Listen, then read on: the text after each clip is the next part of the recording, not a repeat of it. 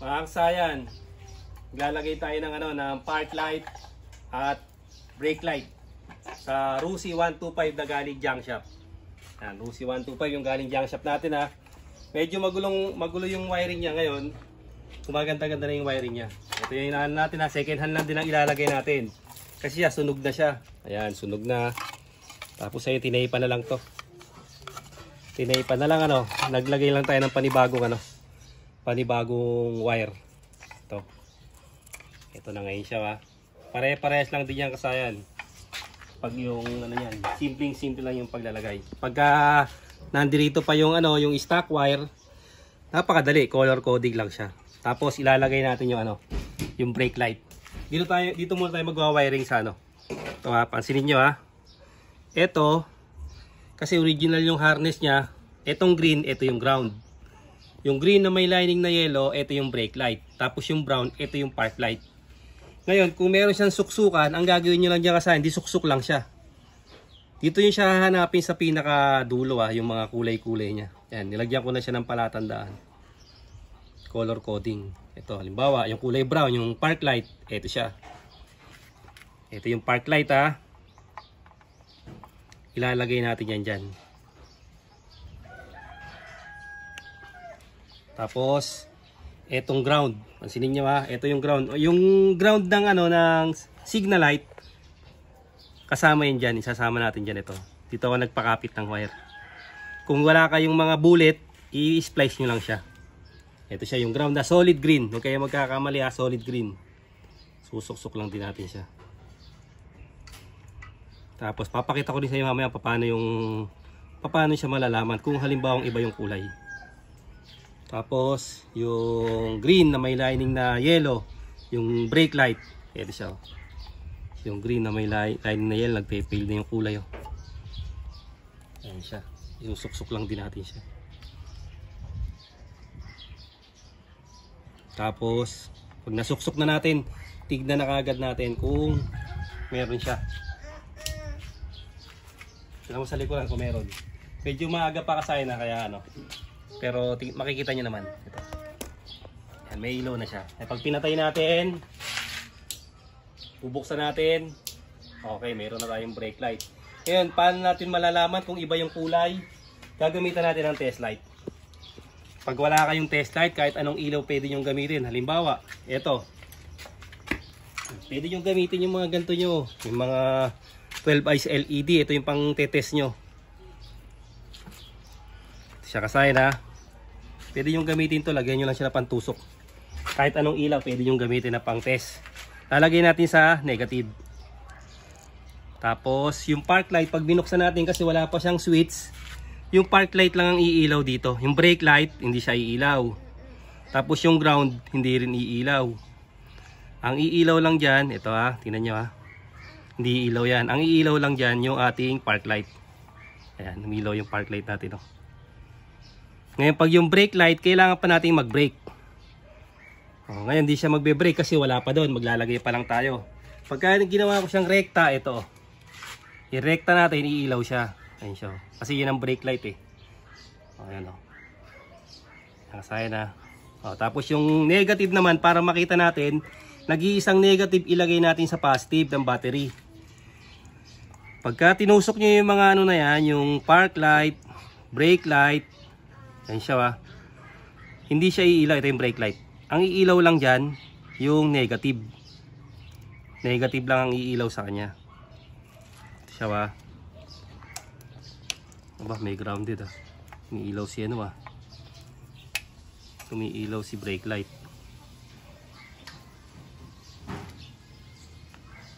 Open. Dapat hindi iilaw si brake light. Iilaw lang yan pagka magpe-preno ka. Ilaw lang dapat niya pag magpe-preno. Ganyan lang siya.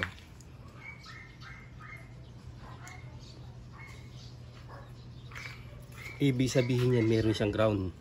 Lalagay mo siya sa negative. Tapos, yan, brake light. Pag nilagay mo yan dyan, dapat hindi siya iilaw. Ibig sabihin, kaya siya umiilaw, meron siyang nakukuwang negative supply. May negative supply siya na nakukuha. Iilaw lang dapat yan pag pagka pinagdikit pa lang siya. Pinagdikit pa lang yung ano niya.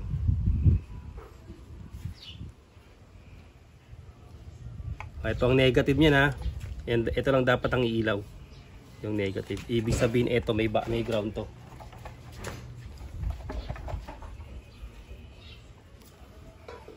Itong green na to dito sa may ano. Ang kulay green. Ito. Pag diretso nyo yan, ayan siya, ayan yung kulay niya, no.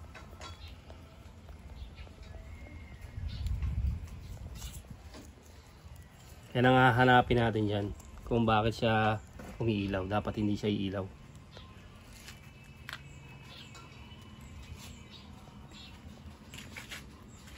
Kasi yan, yung nasa ulihan tsaka yung nasa unahan, magkakasama yung ano yan. Pag hindi siya umilaw, ibig sabihin hindi siya yung magkaduktong. O kaya naman, may putol siya. Negative. Negative tapos brake light. Wala. Brake light negative, wala.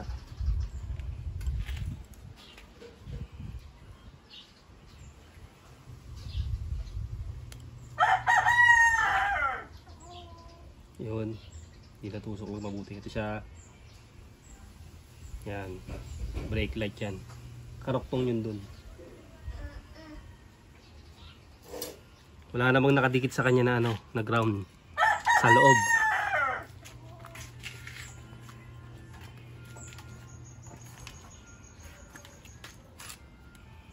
Pagdikit lang ng brake, yun, siya gagana.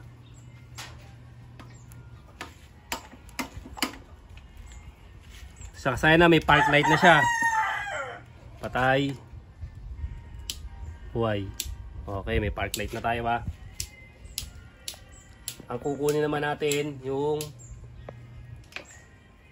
brake light. Lalagay natin sa switch. Ito yung nabili natin, oh. Wala silang ano, wala silang yung 2-pin. Bullet lang siya, bullet type. Ngayon ang gagawin natin dito, may nakita ko rito na isa pang ano, isa pang park light. Ito. Ganito dapat ang bibili nyo, Rusi 125. Ito siya. Ipansinin nyo, ito. May suksukan na siya. Ilalagay natin dito.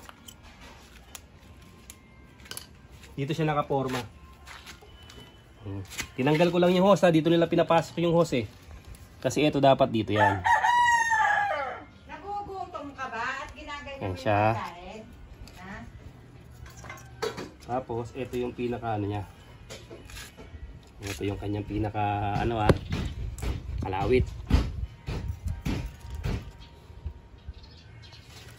Lalagay natin dito. Tapos yung isa naman ikakawit natin papunta naman dun sa may ano, sa ibaba. Dahil mas mahirap sa ibaba, pagbabalik rin natin. Unahin natin sa baba. Unahin natin sa baba ilagay.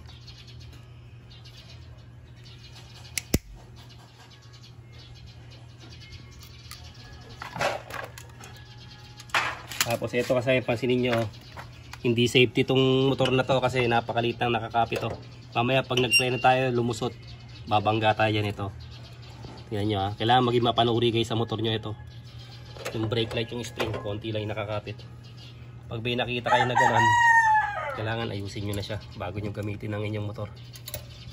Safety first dapat tayo lagi. Siya, ayan, pansinin nyo, ano siya, maigsi. Maigsi siya. May dalawang paraan dyan. Pwede tayong magduktong ng alambre o pwede tayong maglagay ng ano, pwede tating banatin tong spring. Papaluwagin natin yung spring para umabot siya. Yan, halimbawa ito, kailangan di masyado, yung tama lang sa kanya. Babanatin lang natin para umabot siya, yung saktuan lang, kasi hindi siya abot. Hindi aabot yung spring natin. Tapos pagka umabot na to, pwede natin uli ibalik sa ano. Ito medyo matigas to, kasi nabatak na natin siya, Pasok natin sa pinaka ano niya, sa butas niya. Ayan, ganyan ha. Kailangan hindi siya banat na banat kasi lagi na yung naka-brake.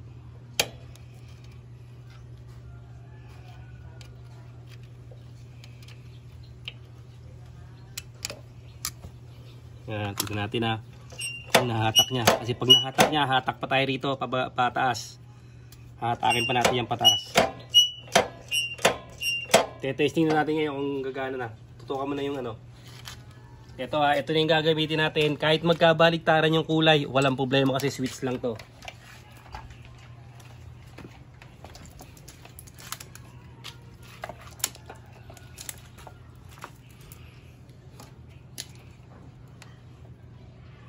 Ito siya, susuksok lang natin.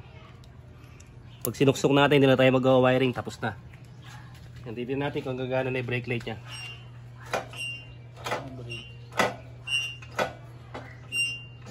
Medyo maliwanag pa. Hugutin muna natin ang ating ano. Huhugutin muna natin ang ating park light ha. Ayun yung nakikita yung ilaw, park light natin yan. Para malaman natin kung gumagana yung brake light. Wala. Yan ang kailangan nating makuha. O, tingnan mo dyan. Meron. Wala. Hina. Wala. O. Papatay-patay. Tama. Ito, tingnan natin to ha, kung ito problema ha. Baka mamaya ang problema na natin ito. Oh, doon ka sa kabila. Baka may tama na itong ano natin. Nga. Oh, wala. Oh. Wala, may tama. Ito pala may tama. Ito, tingnan mo dito. Nawawala siya kasayin. Bale, ito yung may tama sa atin ha. Ito. May tama pala tong ano na to. Brake switch.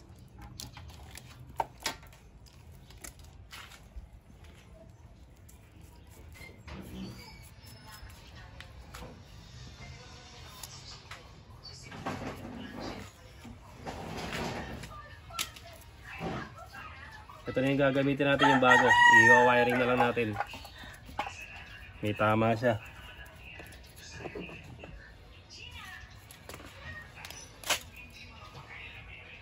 Kasi nakaano na yung ano natin, tama na yung hatak ng spring eh. Hindi pa rin siya gumagana. Ito kasi mahaba yung pinaka ano niya.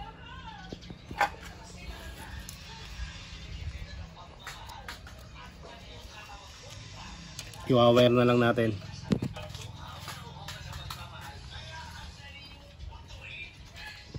Ito adjustable to ha. Ito pwede na to magtaas, pwede na to magbaba. Mas madali siyang i-adjust. Pwedeng baba, pwedeng itaas. Depende sa inyo.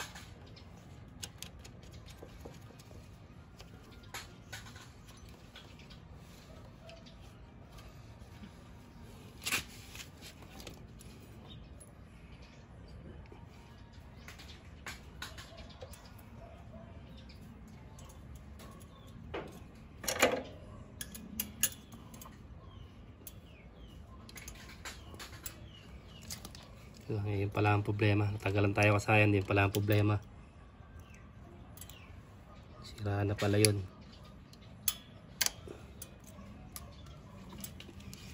Dati gumagana eh.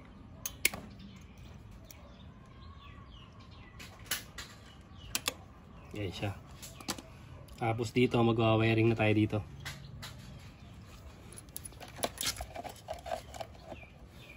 Mahaba pa.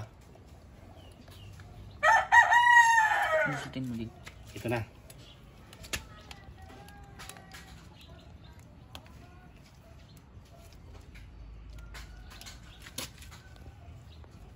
Ito na tayo ha. Kuha na tayo ng wiring dito.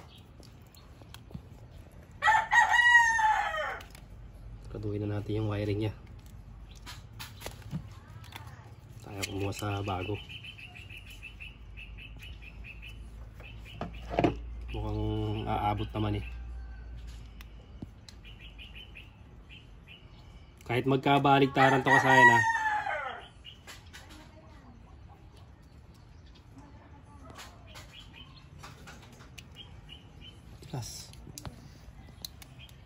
Tigas.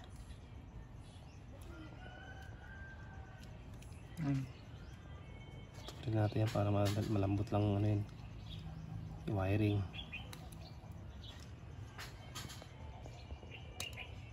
Umiwas sa wiring. Kaya tumagal. Sira na pala yung isang ano. Hindi natin na troubleshoot.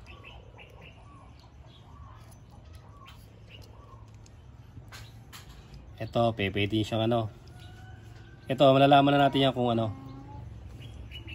Pwede yung putulin na lang ano. Kung aabot, puputulin po paiksi sa dulo. Tayo sa kabila.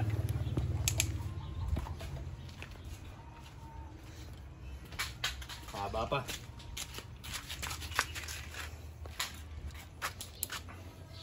Ayan na siya. Ito yung pinakadadaanan niya.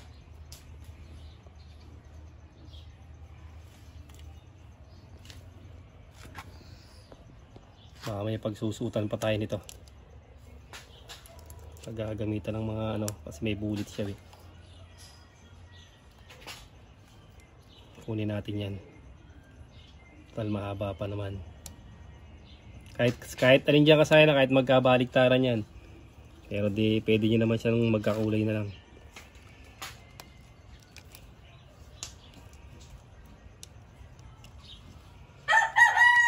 Sabahan nyo lang para kapit na kapit.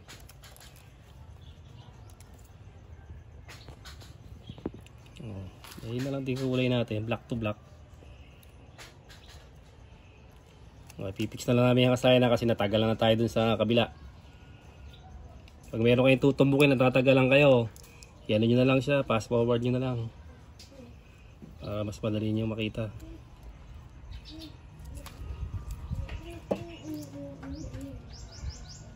Pipix na lang namin yun. Pinang sira, natagalan tayo dun. So isa kasaya na okay na yan. Matik na yan. Sira lang yung ano niya kasaya na. Ito.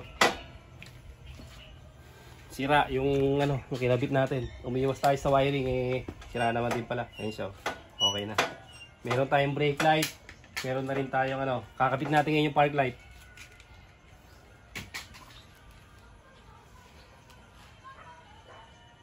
Kabit natin yung park light. Okay, ito na yung park light natin. Nakailaw na. Ito na yung brake light. O, ganun lang kasayan yung paglalagay ng ano sa Rusi 125 na galing junk shop. Paglalagay ng ano ng brake light tsaka yung park light. Hanggang dito na lang mga kasayan. Salamat sa panonood.